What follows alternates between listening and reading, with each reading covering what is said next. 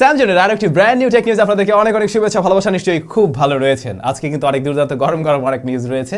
তবে তার আগে একটা স্পেশাল জিনিস আপনাদের সামনে দেখাতে চাই। টেকনো স্পার্ক 8 প্রো এই স্মার্টফোনটি দেশের বাজারে খুব শীঘ্রই লঞ্চ হতে যাচ্ছে, আপনারা অলরেডি হয়তো জানেন। সো এই স্মার্টফোনটার লুকসটা কেমন এটা দেখানোর জন্যই ভাবলাম যে রিভিউ পর্যন্ত অপেক্ষা করবেন কেন, তার আগে একটু দেখিয়ে দিই আমাদের যে ফুল রিভিউটা এই স্মার্টফোন নিয়ে। সেই ভিডিওতে কিন্তু আপনাদের জন্য গিভঅ্যাওয়ে থাকবে। এই স্মার্টফোনটা আপনাদেরকে একদম ফ্রিতে কীভাবে দেওয়া যায় অবশ্যই ফুল রিভিউতে সে বিষয়ে জানাবো। সোজা কথা, টেকনো স্পার্ক 8 প্রো আপনাদের জন্য গিভঅ্যাওয়ে থাকবে আমাদের ফুল রিভিউতে। আর এই স্মার্টফোন নিয়ে আজকে আর তেমন কিছু বিস্তারিত না বলি, আমরা রিভিউতেই কথা বলছি।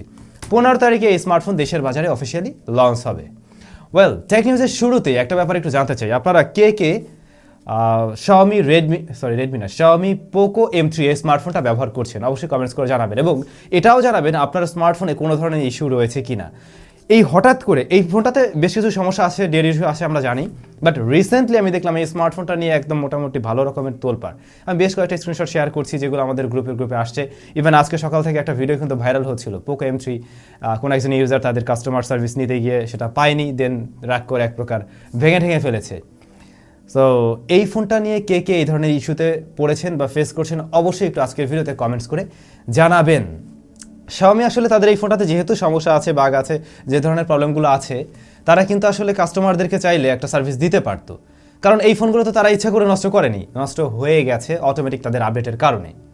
সো অবশ্যই ফ্রিতে এটা তাদের সার্ভিস দেওয়া উচিত ছিল। পরবর্তী নিউজে যাব, তার আগে একটা স্পেশাল জিনিস দেখাতে চাই। এই স্মার্টফোনের জন্য আপনারা অনেকেই রিকোয়েস্ট করছিলেন উমিদিজি যে নামে রাখুন না কেন, এই স্মার্টফোনের যে লুকস, ওরে ভাই রে ভাই, মানে দেখতে কিন্তু খুবই সুন্দর। সো অনেকেই বলছিলেন এই স্মার্টফোনের একটা রিভিউ দেওয়ার জন্য। তো উমিদিগি এই মোবাইল ফোনের উমিদিগি এর নামটা না বলতে আমার কষ্ট হয়। তো এই দুটো আমাদের হাতে আছে, আমরা ব্যবহারও করছি। এখন আপনাদের যদি মানে কমেন্টস পাই যে হ্যাঁ ভাইয়া এই জিনিস নিয়ে রিভিউ দেন, তাহলে অবশ্যই আমরা রিভিউ দেওয়ার ট্রাই করব। এই স্মার্টফোনের মানে আমার কাছে যা মনে হয়েছে কয়েকদিন ব্যবহার করে, এর লুকসটা বিশেষ করে খুব সুন্দর। দ্বিতীয়ত এই মোবাইল ফোনের বিল্ড কোয়ালিটি, যেমন এর বডি ফ্রেমটা কিন্তু মেটাল দিয়ে তৈরি, তারপরে এর যে ডিসপ্লেটা সেটা আবার ফুল এইচডি প্লাস রেজুলেশনের। সো হয়তো অনেকের আবার এমন কিছু ভালো লাগবে। তো অবশ্যই কমেন্টস করে জানাবেন আপনারা এর রিভিউ চান কিনা, তাহলে আমি অবশ্যই যে কোনো এক ফাঁকে এই দুইটা রিভিউ একসাথে দেওয়ার ট্রাই করব। ভালো নিউজ, স্যামসাং এর তরফ থেকে স্যামসাং গ্যালাক্সির রোলাবল স্মার্টফোন আসছে, খুব শীঘ্রই আসবে। আমরা ওপোর তরফ থেকে দেখেছিলাম, ওপোর কি যেন মডেলটা আমার ঠিক খেয়াল নেই, ওপো কি জানো X2021 বা এরকম সামথিং লাইক দ্যাট। তো ওই স্মার্টফোনটা কি ছিল, রোলাবল স্মার্টফোন। লাইক স্মার্টফোনটা এরকম সাইজেরই, শুধু সাইড থেকে এভাবে যদি একটু সোয়াইপ করা হতো তাহলে কি হতো, ওই স্মার্টফোনটা বড় হয়ে যেত, মানে পাশ দিকে বড় হয়ে যেত। অর্থাৎ আমরা এখন যেমনটা দেখতে পাই যে স্যামসাংয়ের বিভিন্ন ফোন রয়েছে না, ওই যে জেড ফ্লিপ, জেড ফোল্ড, যেগুলো কিনা ভাঁজ করা থাকে, আপনি চাইলে বড় করতে পারেন। ঠিক স্যামসাংয়ের এরকম ফোন আসবে যেটাতে কিনা রোলাবল হবে, পাশে স্লাইড করলে বা অন্য কোনো ওয়ে থাকবে যেটা করলে আর কি ফোনটা আস্তে আস্তে বড় হয়ে যাবে। আমার কাছে আর কি পার্সোনালি এই ধরনের ফোল্ডেবল স্মার্টফোনের চাইতে এই যে রোলাবল স্মার্টফোন, এইটা আমার কাছে বেশি প্র্যাকটিক্যাল মনে হয়, বা এইটা ঠিক আছে। ফোনটা ছোটও থাকবে, যখন আমি খুশি বড় করব স্ক্রিনটা বড় হয়ে যাবে, কিন্তু ডিসপ্লেতে কোনো ধরনের ওই যে বেন্ড করার পরে যে একটা বাঁকার মতো থাকে, একটা ঢেউ হয়ে থাকে, এই প্রবলেম থাকবে না। সো আমার কাছে এইটা বেশি প্র্যাকটিক্যাল মনে হয়। তো স্যামসাংয়ের তরফ থেকে হয়তো আমরা সেই স্মার্টফোন খুব শীঘ্রই পেতে যাচ্ছি। এদিকে স্যামসাং গ্যালাক্সি S22 প্লাস এই স্মার্টফোন আগামী বছরে লঞ্চ হবে শুরুর দিকে, আপনারা জানেন। তো স্যামসাং গ্যালাক্সি S22 প্লাস ওই স্মার্টফোন গিগবেল সাইডে লিস্টিং হয়েছে, এবং সেখানে তাদের স্কোরও শেয়ার হয়েছে। মোবাইল ফোনটির 8GB ভ্যারিয়েন্টের স্কোরটা এসেছে, এবং কোয়ালকম স্ন্যাপড্রাগন 898 SoC দিয়ে আসবে। সিঙ্গেল কোর স্কোর করেছে 1163 এবং মাল্টি কোর স্কোর করেছে 2798। So Samsung Galaxy S22 plus আসছে নেক্সট ইয়ারে কোয়ালকম স্ন্যাপড্রাগন 898 দিয়ে। মটোরোলা এজ এক্স এই স্মার্টফোনটা আসবে, এটা আমরা জেনে আসছিলাম, এবং এই মোবাইল ফোনের রেন্ডার বেরিয়েছে। স্মার্টফোনের চেহারা লুকস দেখছেন, কোয়ালকম স্ন্যাপড্রাগন 828 দিয়ে আসবে এই স্মার্টফোন। 144 হার্টজ রিফ্রেশ রেটের প্যানেল থাকবে। প্যানেল টাইপ কি সে ব্যাপারটা আমি এখনো ক্লিয়ার না। পাশাপাশি 68 ওয়াটের ফাস্ট চার্জিং টেকনোলজি থাকবে স্মার্টফোন, এবং 50 মেগাপিক্সেলের মেইন শুটার, রিয়ারে মেইন শুটার 50 মেগাপিক্সেলের। মটোরোলার একেবারে ফ্ল্যাগশিপ স্মার্টফোন। এ মাসের 30 তারিখ টেকসুমিতে কোয়ালকম স্ন্যাপড্রাগন 898 SoC এটা কিন্তু অ্যানাউন্স করা হয়, আপনারা জানেন। তো কোয়ালকমের তরফ থেকে একেবারে পাওয়ারফুল একটা চিপ আসছে। সো মিডিয়াটেক কেন চুপ থাকবে? মিডিয়াটেক 15 সেকেন্ডের একটা ভিডিও তারা শেয়ার করেছে, একটা টিজার ভিডিও আর কি, এবং তাদের ওই ভিডিওর মাধ্যমে বোঝা যাচ্ছে তাদের একটা স্পেশাল চিপ আসতে যাচ্ছে, যা হলো ডাইমেনসিটি 2000, যেটা আসবে বলে আমরা এর আগে থেকেও জেনে আসছিলাম, এবং সেটা বেশ পাওয়ারফুল কিছু হতে যাচ্ছে। এবং তাদের এই প্রসেসরটা মিডিয়াটেক ডাইমেনসিটি 2000 তা হবে 4nm ফেব্রিকেশনে তৈরি করা একটি প্রসেসর। ওপোর একটি প্যাড আসবে আমরা জেনে আসছিলাম এবং তাতে থাকবে কোয়ালকম স্ন্যাপড্রাগন 870 SoC এবং এবারে ফাইনালি এর দামও বেরিয়েছে। দামের সম্বন্ধে জানবো তার আগে আরেকটু জানি, এটাতে 120 হার্টজ রিফ্রেশ রেটের প্যানেল থাকবে, যা যতদূর সম্ভব LCD panel, IPS LCD panel হতে পারে এর ডিসপ্লে টাইপ। ক্যামেরা সেকশনে মেইন ক্যামেরা 13 মেগাপিক্সেলের, ফ্রন্টে থাকবে 8 মেগাপিক্সেলের সেন্সর। বাংলাদেশ মার্কেটে এই জিনিস আসবে কিনা আমি শিওর না, বাট আনলে ভালো হবে।